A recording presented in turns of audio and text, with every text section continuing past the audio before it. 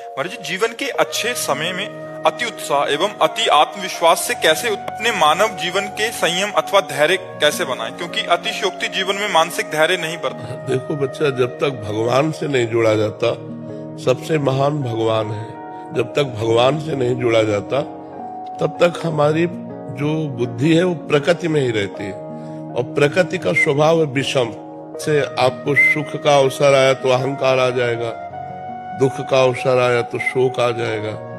प्रकृति सदैव विषम रहती है और परमात्मा सम रहता है। तो अगर हम प्रकृति से जुड़े ही रहेंगे, केवल प्रकृति से, तो हमारे अंदर विषमता रहेगी, फिर हम उस महान स्थिति को नहीं प्राप्त कर पाएंगे। यदि हम परमात्मा से जुड़कर प्रकृति का व्यवहार करें तो हमारा मंगल हो जाएगा, तो हम महान हो सकते हैं। तो सुख में हम फूलेंगे नहीं और दुख में हम भूलेंगे नहीं।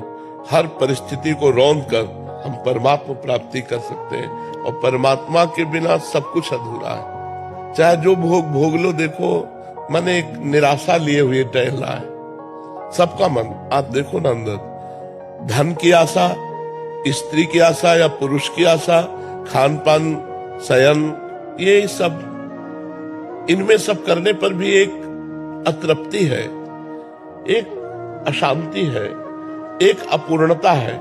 किसकी? परमात्मा की। अगर परमात्मा से जुड़कर प्रकृति का सेवन करें तो आप आनंदित हो सकते हैं।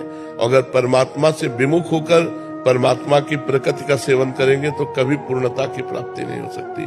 तो दुख सुख की परिस्थितियों में हम समान रहे, ये भगवान से प्राप्त होता है। इसलिए नाम जप करो। नाम जप का मतलब है अपनी वृत्तियों को सत्य में लगाना। सत्य में नहीं लगाओगे तो प्रकृति में ही लगी रहेंगी, और प्रकृति मिथ्या है, ये झूठी है, यहाँ कुछ सत्य है नहीं। मरने के बाद कर्म के अनुसार जीव को गति मिलती है। तो हमारे द्वारा प्रकृति जनित जब भोग रहा तो दो ही कर्म बने हैं, या तो पुण्य कर्म या तो पाप कर्म।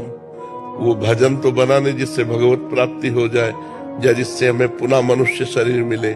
इसलिए राधा राधा कृष्ण कृष्ण, जो नाम प्रिय हो खूब नाम जप करो, और थोड़ी देर 10 मिनट ही चाहे रोज सत्संग सुनो। भोजन सही है आपका, कोई गंदा पेय पदार्थ तो नहीं पीते? हाँ, तो ठीक है। और एक नियम और ले लो कि कभी किसी अन्य माता बहन के साथ गंदी भावना ना करो। बढ़िया, आप देखना आपका जीवन बहुत बढ़िया जीवन हो जाएगा जी।